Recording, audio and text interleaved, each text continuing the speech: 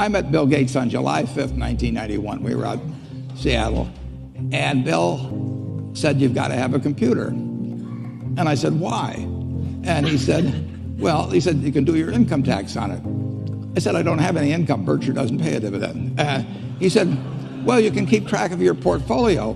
And I said, "I only have one stock." I said, I mean, and he says, "It's going to change everything." And I said, "Well, will it change whether people chew gum?" And he said, "Well, probably not."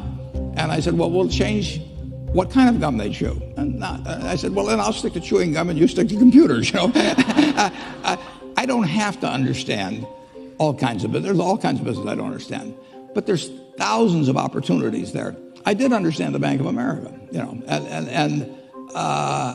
and I'll be able. I'm able to do that.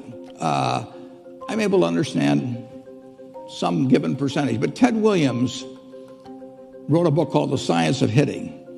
And in The Science of Hitting, he's got a diagram, shows him at the plate. And he's got the strike zone divided into 77 squares, each the size of a baseball. And he says, if I only swing at pitches in my sweet zone, which he shows there, and he has what his batting average would be, which is 400. If he had to swing at low outside pitches, but still in the strike zone, his average would be 230. He said the most important thing in hitting is waiting for the right pitch.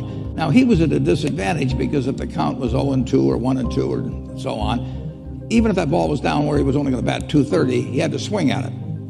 In investing, there's no called strikes.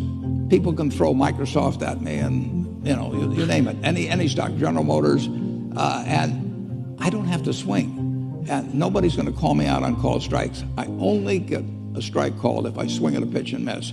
So I can wait there and look at thousands of companies day after day, and only when I see something I understand and when I like the price at which it's selling, then if I swing, if I hit it, fine. If I miss it, it's a strike.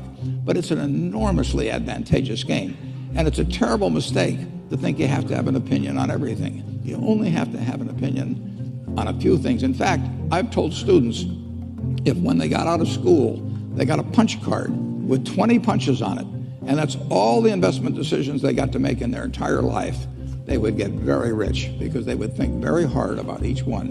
And you don't need 20 right decisions to get very rich.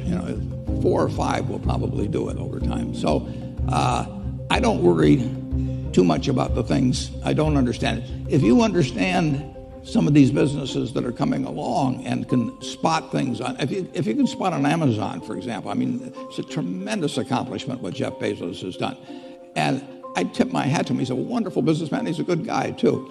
But could I have anticipated that he would be the success and 10 others wouldn't be? I'm not good enough to do that. But fortunately, I don't have to. I don't have to form an opinion on Amazon. And I did form an opinion on the Bank of America, and I've formed an opinion on Coca-Cola. I mean, Coca-Cola's been around since 1886.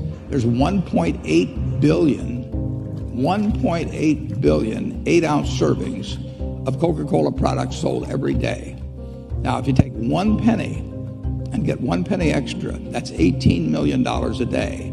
And 18 million times 365 is 7 billion, 3 less 730 billion, or $6,570 million. So annually, $6,570 million from 1 penny. Do you think Coca-Cola is worth a penny more than, Joe's Cola? I think so. So, and I've got about 127 years of history that would indicate it. So those are the kind of decisions I like to make. And you may have an entirely different field of expertise than I would have, and probably much more up to date in terms of the kind of businesses that we're seeing evolve. And you can get very rich if you just understand a few of them and understand their future.